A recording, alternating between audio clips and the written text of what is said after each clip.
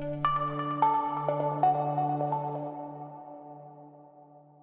name is Diane, and you might be surprised that I wasn't actually at Stonewall for the riots. When I was asked to serve on the panel, I actually said, if you'd like me to know much about Stonewall, I won't be very helpful, but I'm happy to speak about my own experience, and so that's what I'm going to share with you today.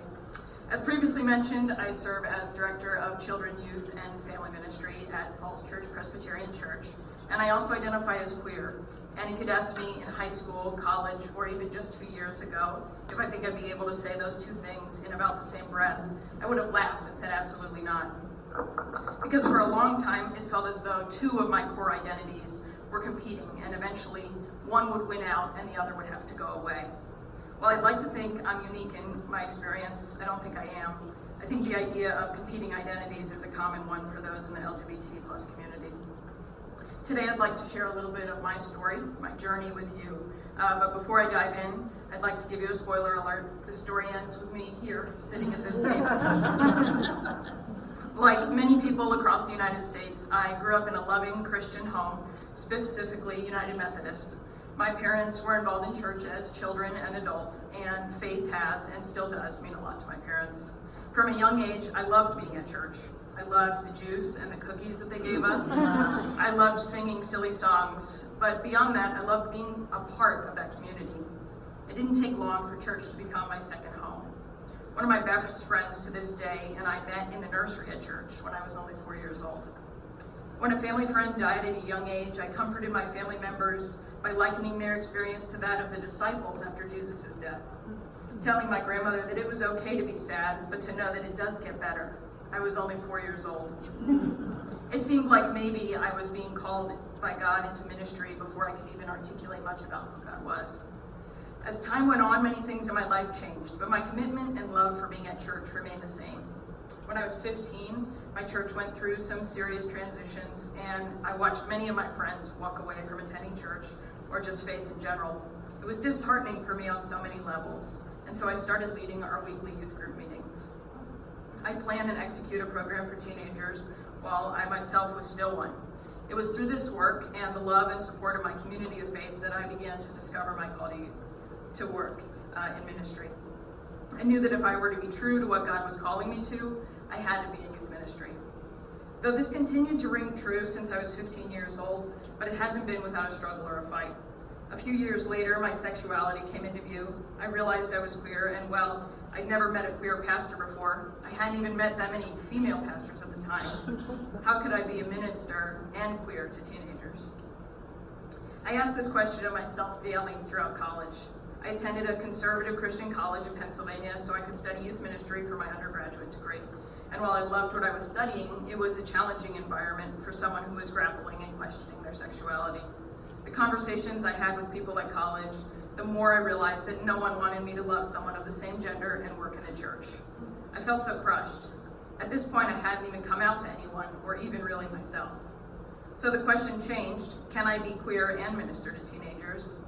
From the end of my first year of college through when I graduated from college, the answer was a firm no.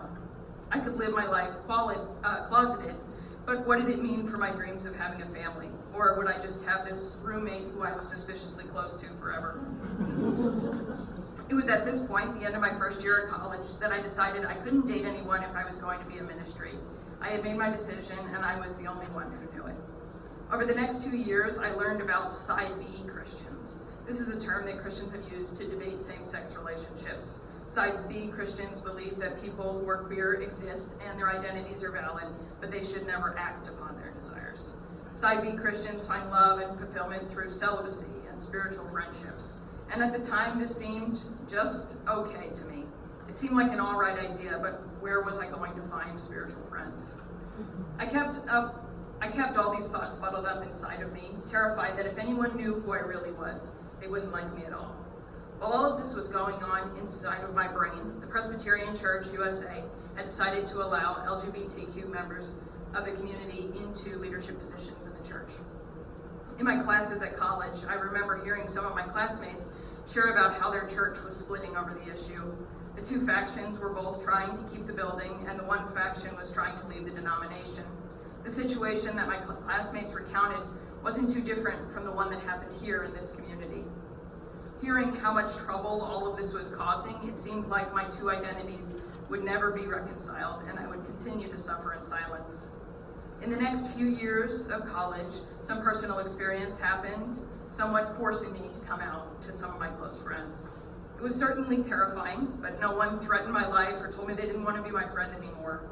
Many extended their arms and hugged me. It was here that I began to see a glimmer of hope. As I went to seminary, still mostly closeted, I just planned to be the best freaking youth pastor anybody had ever seen. And then after giving my best to that church, I would finish my ministry there and come out and prove that queer people belong in ministry. Reflecting back, my plan may have had a few flaws. As I spoke with Nick the other day, I said the church is often behind the ball on these types of movements. The church has moved terribly slowly to include all people in life, worship, and leadership. So while Stonewall took place 50 years ago, the church hasn't had its Stonewall movement yet. People have continued to use scripture to justify horrible atrocities against humans created in the image of God. So while the secular world was making moves of inclusion, like the Marriage Equality Act, the church was and is still in many places making itself a hard place for queer people to just exist. In my journey, it took a long time to reconcile these two identities of mine. It's been through hearing straight authors and people of faith affirm people of all identities that have come to feel safe, welcomed, and included. It's through this that I feel like I'm back in my second home. And thankfully now, I realize that my two identities are not competing. Each are parts given to me by God.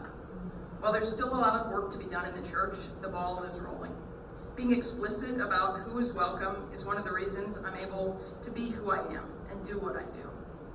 Silence is a message in itself, and it unfortunately takes lives every year. So I hope you will continue to be clear about who you welcome.